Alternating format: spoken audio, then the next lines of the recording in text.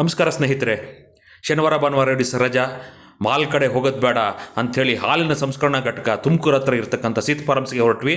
ಅಲ್ಲಿ ತಲುಪಿಸಿದ ಭಾಳ ಉತ್ತಮವಾದ ಜಾಗ ನೋಡಿ. ಇಲ್ಲಿನ ಕಲಾಕೃತಿ ಎಷ್ಟು ಸುಂದರವಾಗಿದೆ. ಇಲ್ಲಿ ಹೋದ ತಕ್ಷಣ ನಮಗೆ ಬಟರ್ ಮಿಲ್ಕನ್ನು ಕೊಟ್ಟರು. ಭಾಳ ಸ್ವಾದಿಷ್ಟವಾಗಿತ್ತು. ಅಲ್ಲೇ ತಯಾರು ಮಾಡಿದಂಥ ಬಟರ್ ಮಿಲ್ಕು. ತದನಂತರ ಇಲ್ಲಿ ಈ ಒಂದು ಸಂಸ್ಕರಣಾ ಘಟಕದ ಹಾಲನ್ನು ಹೇಗೆ ತಯಾರು ಮಾಡ್ತಾರೆ, ವಿವಿಧ ಬಗೆಯ ಹಸುಗಳನ್ನು ಹೇಗೆ ಸಾಕಬೇಕು, ಮತ್ತು ಈ ಹಾಲನ್ನು ಅವರು ಯಾವ ರೀತಿ ರೈತರಿಂದ ಪಡಿತಾರೆ ಮತ್ತು ಅದನ್ನು ಯಾವ ರೀತಿ ಸಂಸ್ಕರಣೆ ಮಾಡ್ತಾರೆ, ವಿವಿಧ ಘಟ್ಟಗಳಲ್ಲಿ ಅಂದರೆ ಟೋನ್ಡ್ ಮಿಲ್ಕ್ ಹೇಗಾಗುತ್ತೆ, ತದನಂತರ ಪ್ಯಾಕ್ಚರೇಷನ್ ಹೇಗುತ್ತೆ, ಬ್ಯಾಕ್ಟೀರಿಯಾಗಳು ಹೆಚ್ಚಾದಾಗ ಅದನ್ನು ಏನು ಮಾಡಬೇಕು, ಆಮೇಲೆ ಪ್ರೋಟೀನ್ ಮಿಲ್ಕ್ಗಳನ್ನು ಹೇಗೆ ತಯಾರು ಮಾಡ್ತಾರೆ, ಈ ರೀತಿಯಾದ ವಿವಿಧ ಬಗೆಯ ವಿವರಣೆಗಳನ್ನು ಅವರು ನಮಗೆ ಭಾಳ ಸ್ಪಷ್ಟವಾಗಿ ನೀಡಿದರು. ತದನಂತರ ಅವರು ಫಾರ್ಮ್ನ ವಿಸಿಟ್ಗೆ ನಮ್ಮನ್ನು ಕರ್ಕೊಂಡು ಹೋದರು. ನೋಡಿ, ಇದು ವಿಶೇಷವಾದ ಹುಲ್ಲು. ಈ ಹುಲ್ಲನ್ನು ಹಸುಗಳಿಗೆ ಹಾಕೋದ್ರಿಂದ ಹಸು ಹೆಚ್ಚಿನ ಹಾಲನ್ನು ಕೊಡುತ್ತೆ ಮತ್ತು ಹಾಲಿನ ಈಲ್ಡು ಸಹ ಜಾಸ್ತಿ ಆಗುತ್ತೆ. ಹಾಗೂ ಈ ನೀರಿನಲ್ಲಿ ಬೆಳೆದಿರ್ತಕ್ಕಂಥ ಈ ಹುಲ್ಲು ಗ್ರಾಸ್ ಏನಿದೆ, ಈ ಗ್ರಾಸನ್ನು ಸಹ ಹಸುವಿಗೆ ಉಣಿಸಿದರೆ ಹಸು ಹೆಚ್ಚಿನ ಹಾಲನ್ನು ಕೊಡುತ್ತೆ. ಇದು ಬಹಳ ವಿಶೇಷವಾಗಿ ಇಂಟ್ರೆಸ್ಟಿಂಗ್ ಇತ್ತು. ಇದು ನೋಡಿ, ಇದು ಚಿಲ್ಲಿಂಗ್ ಸ್ಟೇಷನ್. ಹಾಲನ್ನು ಈ ರೀತಿ ಚಿಲ್ ಮಾಡಬೇಕಾಗುತ್ತೆ ಬಂದಿರತಕ್ಕಂಥ ಹಾಲನ್ನು. ಆಗ ಹಾಲು ಹೆಚ್ಚಿನ ಬ್ಯಾಕ್ಟೀರಿಯಾ ಉತ್ಪತ್ತಿ ಮಾಡೋದಿಲ್ಲ.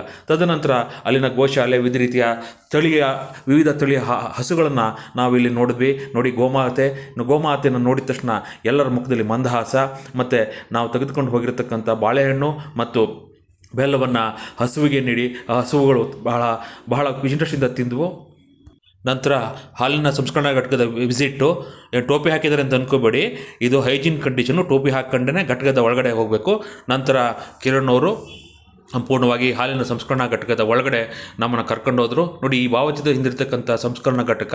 ಇಲ್ಲಿ ಹಾಲನ್ನು ಹೇಗೆ ಸಂಸ್ಕರಣೆ ಮಾಡ್ತಾರೆ ಅಂತ ಹೇಳಿದರೆ, ಮೊದಲು ಹಾಲಿನಲ್ಲಿರ್ತಕ್ಕಂಥ ನೀರನ್ನು ಬೇರ್ಪಡಿಸೋದು, ಪ್ಯಾಶ್ಚರೀಕರಣ ಮಾಡೋದು, ತದನಂತರ ಹಾಲನ್ನು ವಿವಿಧ ರೀತಿಯ ಬಗೆಗಳನ್ನು ತಯಾರು ಮಾಡೋದು, ವಿಟಮಿನ್ ಮಿಲ್ಕ್ ಹೇಗೆ ಮಾಡೋದೆಲ್ಲ ತೋರಿಸ್ತಾರೆ. ತದನಂತರ ಈ ಪಾಟ್ರಿ ಆ್ಯಕ್ಟಿವಿಟಿಯಲ್ಲಿ ವಿಶೇಷವಾಗಿ ಎಲ್ರಿಗೂ ಮನೋರಂಜನೆಯನ್ನು ಸಹ ನೀಡುತ್ತೆ ಮತ್ತು ನಮ್ಮ ಒಂದು ವಿಸಿಟನ್ನು ಹೆಚ್ಚು ಇಂಟ್ರೆಸ್ಟಿಂಗ್ ಆಗಿ ಮಾಡುತ್ತೆ.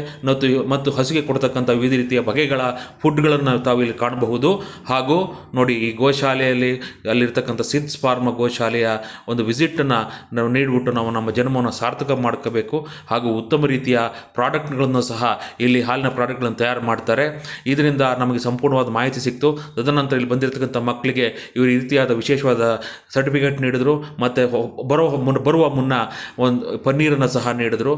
ಮತ್ತು ಈ ಭೇಟಿ ಬಹಳ ಆಹ್ಲಾದಕರವಾಗಿರುತ್ತೆ ಅಂತ ಹೇಳಿ ಅಲ್ಲಿಗೆ, ಜೊತೆಗೆ ಅಲ್ಲಿನ ಸ್ಟಾಫು ಸಹ ಮಂದಹಾಸ, ಅವರು ಭಾಳ ಫ್ರೆಂಡ್ಲಿಯಾಗಿ ನಮ್ಮ ನೋಡಿಕೊಂಡ್ರು. ಈ ಸಿದ್ಸ್ ಫಾರ್ಮ್ ಹೇಗೆ ಸ್ಟಾರ್ಟ್ ಆಯಿತು ಅನ್ನೋದಕ್ಕೊಂದು ಕಥೆ ಇದೆ, ಅದನ್ನು ಸಹ ಇಲ್ಲಿ ಹಾಕಿದ್ದಾರೆ. ವಿಸಿಟ್ನ ಅಂತ್ಯದಲ್ಲಿ ಸಿದ್ಸ್ ಫಾರ್ಮ್ ಅಲ್ಲಿ ತಯಾರು ಮಾಡತಕ್ಕಂಥ ಉತ್ಪನ್ನಗಳ ಒಂದು ವಿಶೇಷವಾದ ಕಾಂಪ್ಲಿಮೆಂಟ್ರಿಯನ್ನು ನಮಗೆ ಕೊಟ್ಟರು.